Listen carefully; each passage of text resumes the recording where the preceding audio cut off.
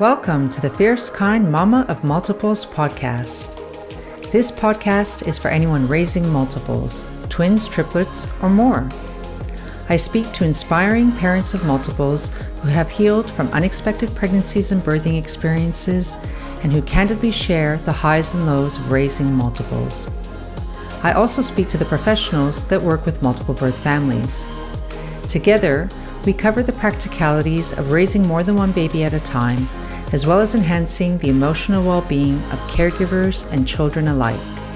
Come join us as we laugh, cry, and share our personal and professional wisdom on all things multiples. I'm your host, Dr. Christina Kavetsa, and I am a fierce, kind mama of multiples. Welcome to today's show. I'm your host, Dr. Christina Kavetsa, and I'm joined today by Dr. Sandra McMahon. Sandra is a pediatric speech pathologist with several years of experience working in a range of settings, including early intervention childhood settings, and she is the past director of speech pathology at the Brisbane Children's Hospital and currently the owner and director of SpeechNet Speech Pathology, which provides pediatric multidisciplinary allied health services in Brisbane, Australia, for children up to the age of 16 years. They work with children with feeding issues such as breast, bottle, and solid eating difficulties. They provide early intervention for young children and services to school-age children. The children that they work with may present with a range of underlying concerns, including delayed and disordered language, speech delays, literacy issues, and those children with a specific diagnosis such as autism. Sandra has a long-term interest in supporting the speech and language development of multiple birth children. And in this episode, you're going to hear her talk about her PhD research, which was focused specifically on multiple birth children and the early speech and language development of twins, triplets, and higher order multiple birth children. She will explain to us how the communication development in children involves three key areas and how the unique learning development of multiple birth children can affect all three of these areas. So I'm really glad that Sandra agreed to offer her time and expertise to share with you today. I think this episode is going to be really useful for anyone who is expecting multiples or already has multiples at home and who wants to better understand how to support their children's speech and language development. If you have any questions for Sandra or myself after listening to today's episode, feel free to get in contact with us. Our contact details will be in the podcast show notes for you, and I hope you enjoy this episode. So today I'm joined by Dr. Sandra McMahon. Sandra, lovely to have you here. Thank you very much. Very pleasure to be here. I know you've done some really interesting research on the communication development of multiple birth children. So I'd love for you to give us some insights into that, how that kind of came about and what you learned from that research. Yeah, definitely. Look, I originally graduated as a pediatric speech or as a speech pathologist in Adelaide many years ago now, and began working in the early childhood arena. And over time, I became inundated with new referrals relating to children that were late talking or presented with very severe, difficult talking skills. And so many of these were also multiple birth children. That is, I was finding a large percentage of my caseload were twins, triplets, quadruplets, and I even had a few quintuplets on my caseload. So I started looking into the research about the speech clarity and the speech development of multiple birth children, and the data was very vague. And I really wanted to understand what were the underlying issues and how best to help families. So I contacted one of my past lecturers and said, "What do you know? What's the answer?" And she said, "I have the answer for you." I was like, excellent. She said, "The answer is you do your PhD in research and answer these burning questions." And that's kind of like the journey I started. She was in Brisbane, so I even had to move cities to look into this interest in multiple birth children. But basically, my passion for helping model birth children really consolidated with that thesis. It's actually called Early Speech and Language Development of Twins, Triplets, and Higher birth children. But my interaction with model births didn't actually stop with the PhD because it was really, I'm finding it's quite a passion. Over time, I eventually was the Director of Speech Pathology at Royal Children's Hospital, and hence supported many model birth children in the developmental clinics as babies and young children. So, my interest in the model births definitely has had a long journey. And now, as I've got a independent private practice, I work with a team of speech pathologists and OTs called SpeechNet Speech Pathology, and we have notable number of percentage of model birth children on our caseload. So my passion and interest in the area has had longevity. Yes. Amazing. And I love the way that your research was really kind of informed by your clinical practice. You were on the ground sort of seeing what was happening around you, and that was like, I need to know more about this. And then amazing that you pursued a PhD in it on one level, but amazing that you also, followed your lecture to Brisbane. Just what an amazing journey. Yeah. What do we know then about the communication and development of multiple birth children? Yeah, look, I'd like to answer that question by putting on my speech pathologist hat and clarify what communication development really means. A basic explanation is that communication involves three key areas, and those three areas impact on each other. The first area is understanding skills. That is understanding what others are saying, and can we understand if they're talking to us, our receptive language skills. The second area relates to our talking skills. What is expressive language, or the ability to say words and sentences, and how clear is that talking? These first two areas will impact on each other. If I don't know an apple is called an apple, I'm not going to give it the name or say apple. Now that third circle links the understanding of language and the talking skills, and we call it the social use of language. I can name a picture of an apple. I can ask what an apple, can I eat my apple now? I can talk about there's a big apple and a little apple. So I'm using the word apple socially. So when you ask me to tell you about the communication development of model birth children, we need to consider all of these three aspects, because the unique learning environments of multiple birth children can impact on all three of these areas. Our initial research primarily did look at the early communication of development in 2 to 4 year olds, and it did show that their communication development, particularly their talking skills and their speech clarity skills, were at risk for as a group.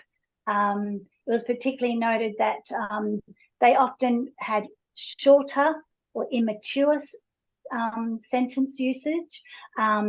And yeah, so they were at risk of presenting quite significantly delayed or compared to the singleton population that we compared. In fact, 79% of the twins and 73% of the triplets presented with at least a mild developmental speech language delay. So the expressive difficulties in multiples are shown to be more likely as well to persist beyond the preschool age, and it can impact on the acquisition of literacy. That's the reading and the spelling skills. We know for all children that early speech and language development impacts our later reading and literacy skills, and that's definitely the same for multiple birth children. Yeah, okay. Wow, those numbers are quite high to me. Were you surprised by that? Definitely. And of course, if you look at the literature, those percentages are going to change significantly depending on, as I just said, language or communication has so many factors.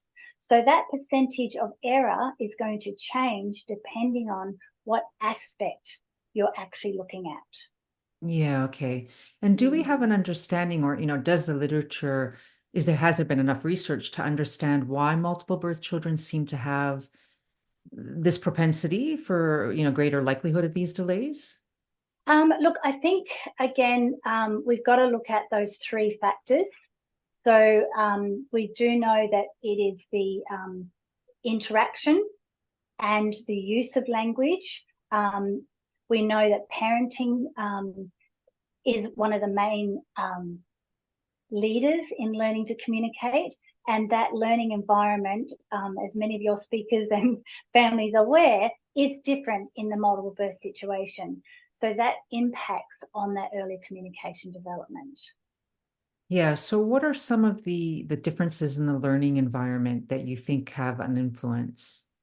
Look, I'm going to bring it back to probably a question everyone will ask me, and is there evidence that multiple birth children have their own language? Because I think it links into that. So some of the early research aimed to look at the similarities and differences between siblings within multiple birth sets and investigate the legitimacy that they have their own language, and this was the underlying issue that was impacting on communication development. Having said that, in a large group of multiple birth children that we looked at in our studies, the speech of the siblings within the multiple sets did in fact come out very similar.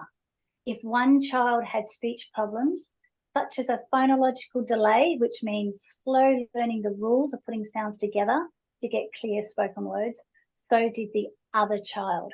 In fact, 95% of the twin sets, they were both having some sort of communication issue. However, while the multiple siblings both had speech errors, their speech was not actually identical. And the case was often people are saying, but do they have their own language? Well, their speech wasn't identical, so it didn't support that own language concept. Frequently, one child had more speech disorders than the other, and frequently the speech errors that all the children in the set used were a certain set, but then each child had different sound errors that they each individually made. So, that's another reason why the idea that multiple children have their own language relates to the type of speech sound errors that's commonly found in twins.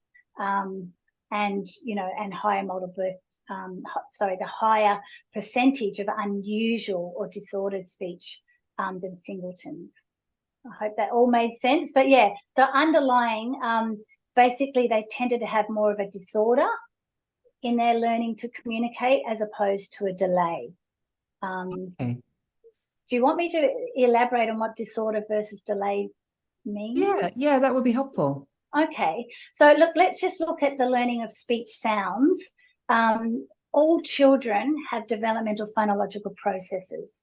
So there's patterns of speech that typical children do when they're learning. For example, most children until they're approximately 3 years of age will leave off the last or the final sound in a word. So for example, cat will be a cat. So all children will do that, including multiple birth children. However, a phonological disorder, rather than that delay, because they haven't caught up to saying it right now, occurs when the types of errors are different to what most typical children see. For example, it's not typical to leave the first sound of a word.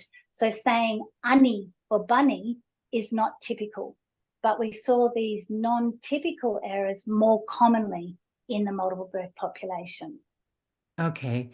And that helps to explain that. And do we see then, or do we know what that's attributed to, like that disorder? So is it that it's an effect of the environment and having limited opportunity to engage as much with parents or with language and speaking and that kind of thing in the practice, or because multiples might be spending all their time together speaking to each other, and so they're kind of mirroring each other's errors? Like, I'm just kind of saying these things off the top of my Absolutely. head, but I'm And wondering, yeah.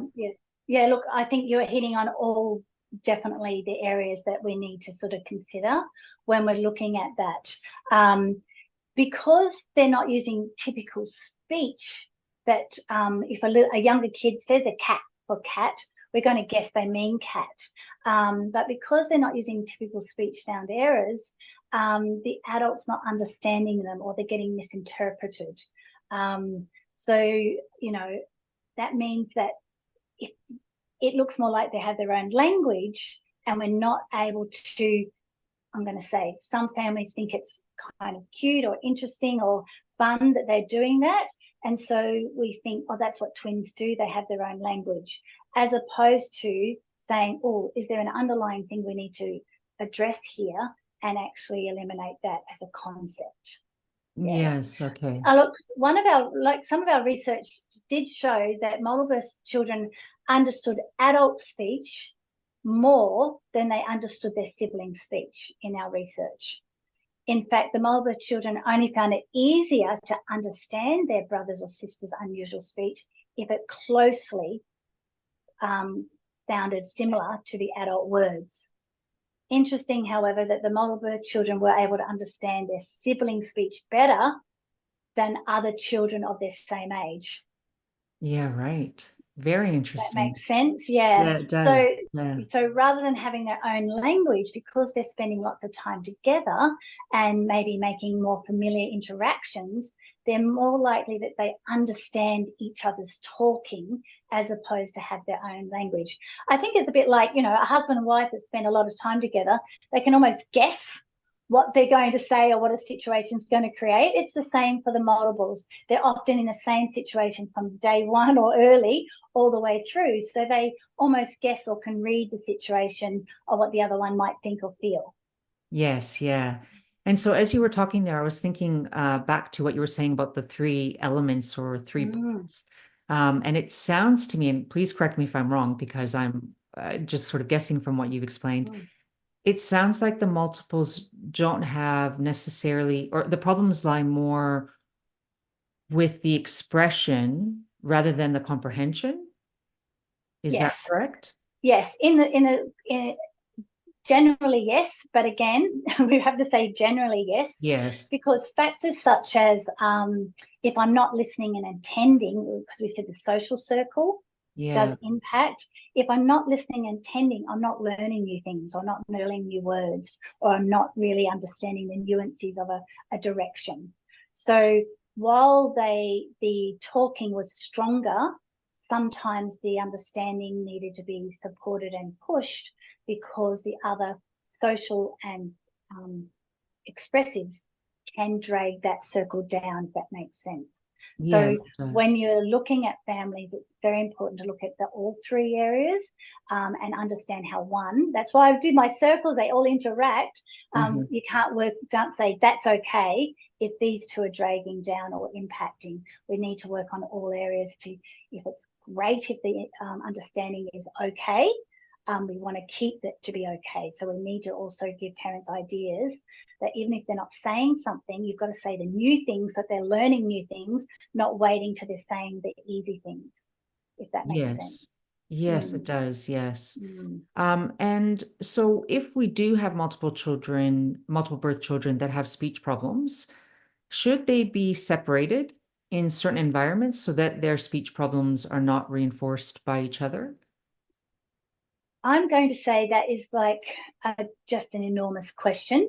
Like all medical and development concerns, there's too many factors to have a definitive answer of what's correct for those children or that family.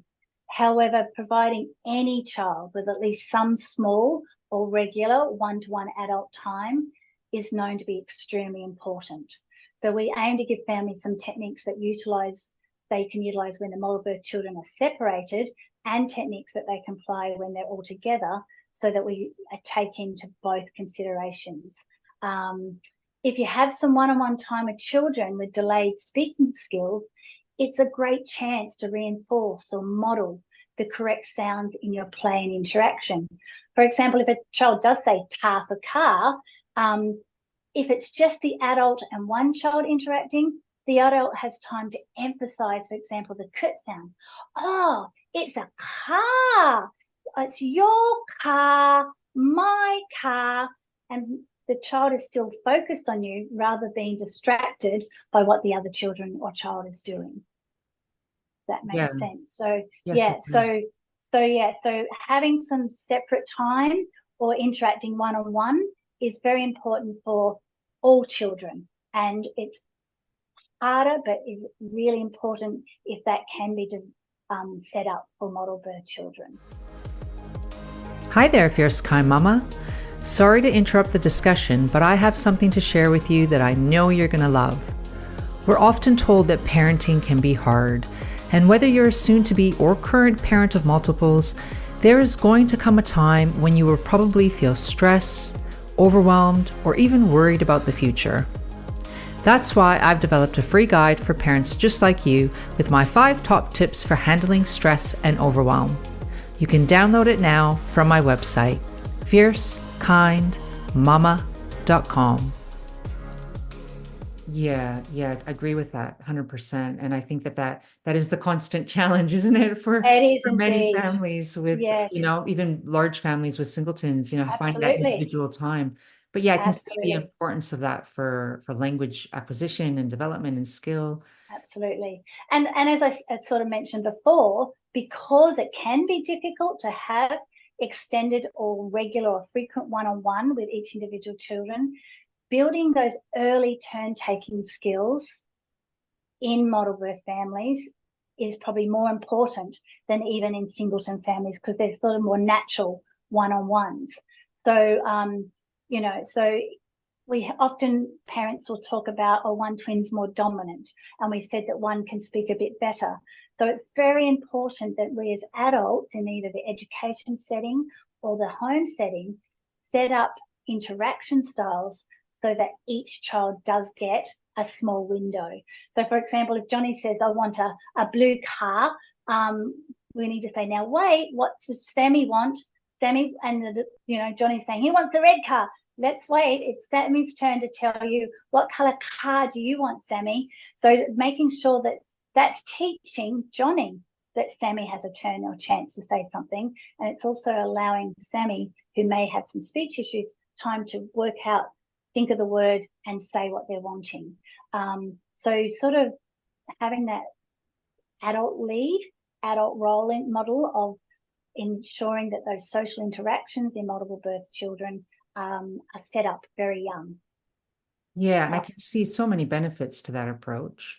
I think Absolutely. even the flow-on effect from that, being able to speak, what you want, your needs, so Absolutely. important. Yes, yes. And not getting, he wants one, so I guess I must want one. Yes, exactly. Allowing, do I really want that or do I not want that? Do I want to do this or do I really want to do that? Not the stronger or leading model birth taking the lead all the time. Yes. Yeah. So the overt speaker, it's great. Let's reinforce them, congratulate them for being strong and decision making and all that sort of thing, but not allowing that to be overriding the other children's chance to build decision-making skills. Yes, absolutely. Now, Mm. I've heard, please correct me if I'm wrong, but I've heard some people say that, some children naturally grow out of some communication difficulties. But at the same time, and I know you kind of already highlighted this too, that we know that early intervention is really important for long-term outcomes in many different contexts. But can you help us understand, what does early intervention look like in the context of speech pathology? And when is the optimal time to seek assistance from a speech pathologist? Okay, so I'm going to I haven't talked to you about how I really work with children with feeding difficulties. Have I mentioned that yet? No, no, you haven't No. actually. Okay, so from my perspective, when do I start interacting or supporting children? Because the oral skills for breast, bottle, and early eating are the same muscles and coordination skills as it is for talking, I do see a lot of model birth children and other children for eating skills. And that's getting the oral muscles and coordination set up for later talking skills. So when people say to me, oh, when should I get twins to see you? It's depending on what the concerns are. So if there's early feeding difficulties or they're in neonatal care and there's been sort of, you know, lots of other factors, I would say early is better, and, you know, work on those feeding skills so we've got good coordination of oral skills that impact on speaking. But from a broader answer, the question, when speaking to speech pathologists or when she gets support, I think it goes back to what we talked about. There's, you know, it's key for parents and educators to be aware that multiple children are at risk. And so not accepting that there are delayed, as we talk about.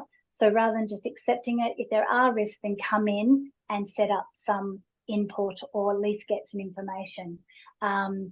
Early intervention is extremely important for all children. And I think it's even stronger for that multiple birth set. So the broad answer is, if they're not meeting any communication developmental milestones, rather than wait and sit, I'm not saying, you know, like a lot of the milestones are broad. So we say 2-word sentences in the 2 to 3 year range. So if we're not saying 2-word sentences right on the age of 2, I'm not panicking. But if we're getting into the 2-year age and we're not seeing 2-word sentences like, you know, my car, go in, coming within that early 2-year range, then I'd be seeking support.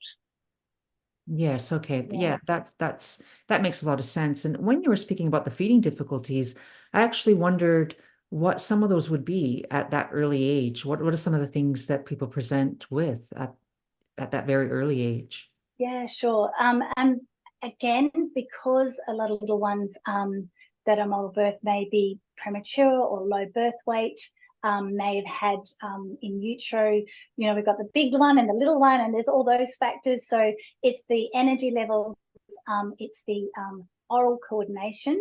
And when we're feeding or breast or bottle feeding, we've got to get that suck, swallow, breath coordination.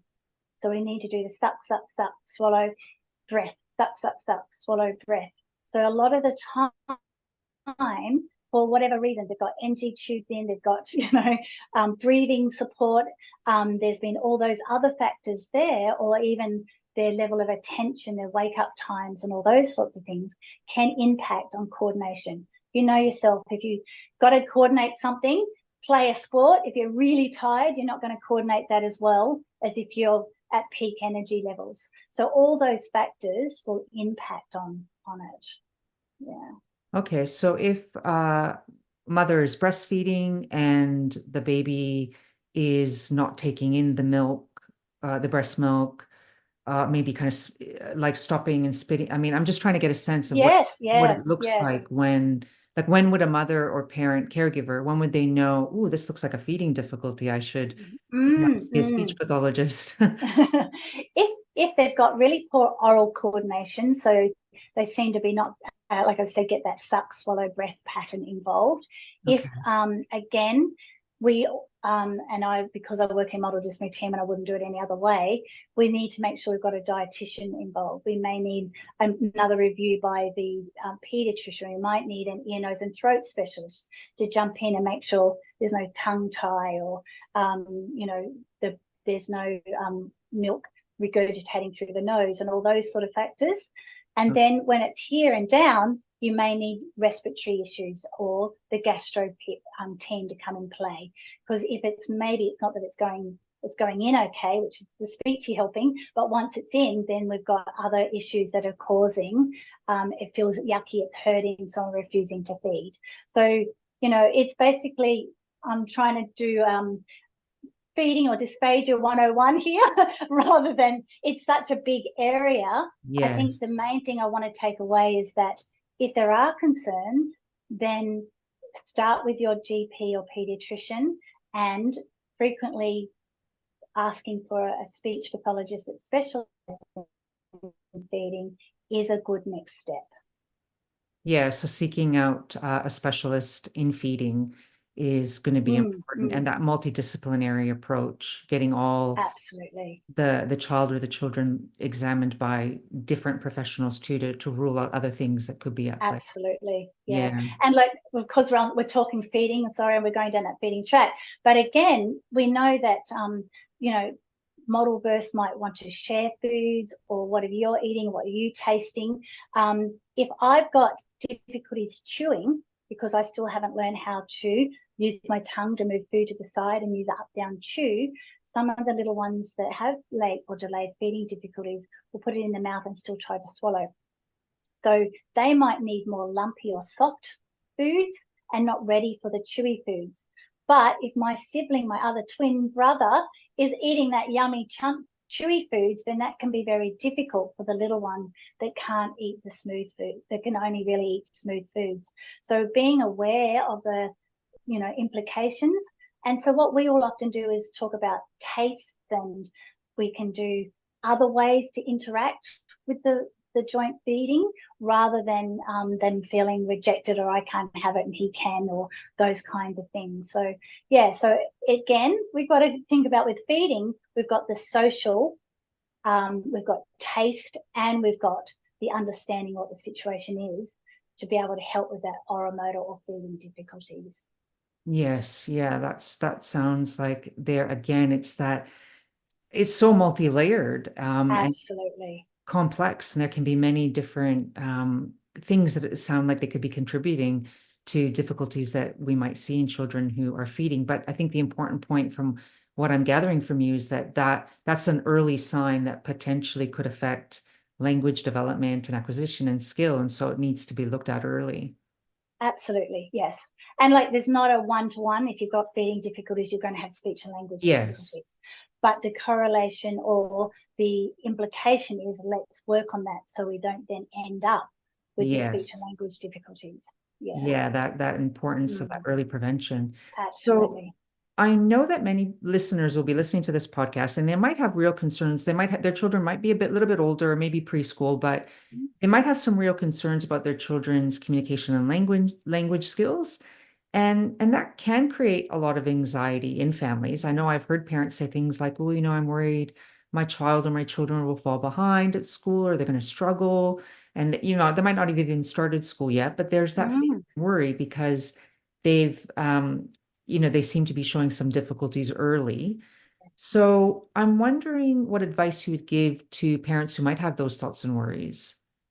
Well, look, again, I think it's natural for parents to want to do the best and make sure they're providing the best for their children.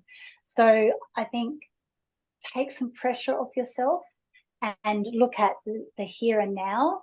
Am I doing what I need to do here and now? If I'm providing those great foundations for social interactions and talking, and even the reading and spelling. So looking at things like, are they the same or different? Is a bit same or different? If I go back and say an apple and a banana, same or different, I'm actually working on skills I'm going to need for later literacy.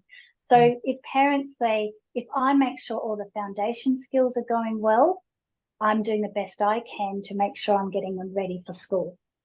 Yeah. So, yeah, that's again the importance, I guess, of having that time to connect with your children and promote this kind of social aspect of language, right? absolutely. It really is social. I think that's such an important point to make, because we don't just use language for the sake of speaking, right? We do it often in relation to other people.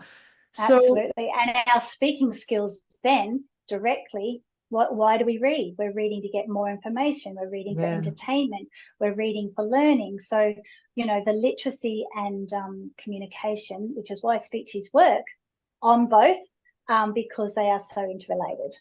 yeah.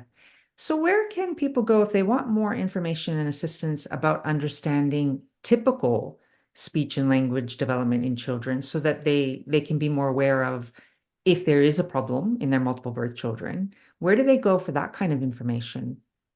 Well, look, there are, today with the internet, there are multiple sites that provide some developmental guidelines or steps to learning, and what we should be expecting generally for different ages, depending what we're looking at. I mean, even our website will have some general guidelines of what to expect at what age. And I think not going down that tunnel too much, but having some general ideas. Like I said, at 1, we should be saying 1 word. At 2, we should be putting 2-word sentences together. At 3, we should be able to maintain small conversations and, so having just really, I guess, big steps to just keep in mind, I think is the easiest, rather than saying, oh, when should they say is versus when should they say are, so I'm not saying let's go down and say, because I said that because we work with so many children saying we was at the shops. So the grammar, the little words is something that we do work on, and we do see that in model birth children, that early grammatical expressive language difficulties, because the main idea, whether I say we was at the shop or we are at the shop, the main idea is still conveyed, but the grammatical component needs to be sort of supported. So sorry, I'm going totally off track there, going down that little avenue there. But the fact is that it doesn't matter what area you're working on. It just having some general guidelines, not, specific which grammar should I have at this age, but we should be using sentences and the grammar should be mostly correct at, say, 3.5. That sort of idea, having sort of those broad guidelines is what I recommend to parents, rather than sort of trying to go right down to which one should we be doing now. Yeah. And so a first point of call might be, checking out your website, getting those broad guidelines. Are there, do the maternal child health nurses here in Australia, I mean, obviously this is an international podcast and that there are people listening from around the world, so this may not be relevant to everyone, but in Australia, the maternal child health nurses might they be another source of? Absolutely. Yes. Okay. Yeah. Fantastic. So again, any milestone checks with any medico or, the nursing or education staff, and even like if you are, having those first interviews with new schools and things, asking questions like, what do you typically want children to be doing when they're entering, grade 3 or primary school or high school? So when you're interviewing, asking the medical, nursing or educational staff what they see as key guidelines, and then that helps you provide some guidelines or reflection back on your own children. Yeah, that's actually a really great suggestion. I was thinking even my twins are much older now, but I was thinking that can be really helpful advice really for parents who are navigating school and going towards, even secondary school, and just sort of asking the teachers and the educators, what are you expecting at this age? And so that gives you a sense kind of what to work toward. Absolutely. Yeah. I mean, if we think of literacy, a lot of parents are thinking they need to be reading before they go to school, and, reading what? Are they aware that a letter is a letter and a number is a number? That's great. Do they have to be able to spell hippopotamus, before they go into kindy? I'd say no. So again, the spectrum of what's needed at different ages is so overwhelming. If parents narrow it down to some key step points, it makes it easier. Yeah, great. Thank you. Is there anything else you'd like to share with us today that we haven't already covered that you think might be important for listeners to know?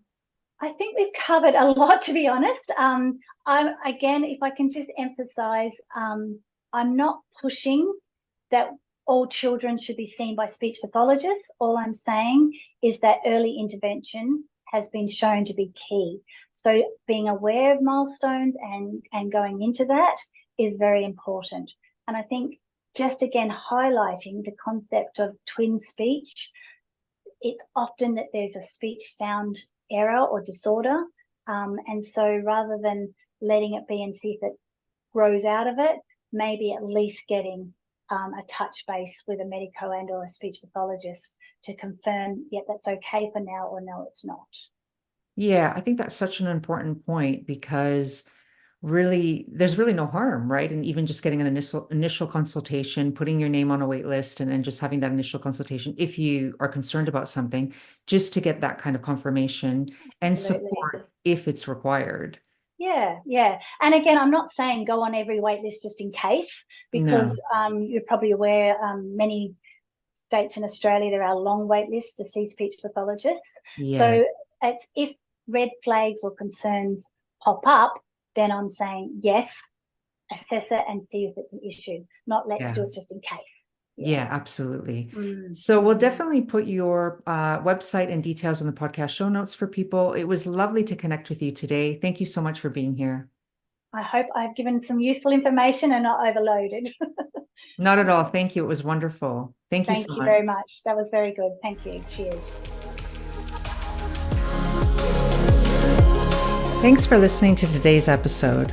If you like what you've heard, then please follow and leave a review so that other expectant and current parents of multiples like yourself can find this podcast and the valuable information it contains.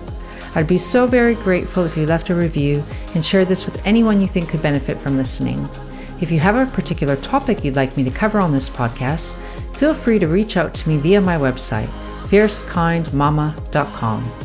New episodes are released every second Wednesday, so I'll see you back here real soon.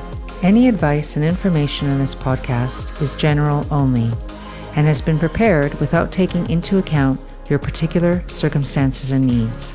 For tailored, individualized advice, please consult with a qualified professional.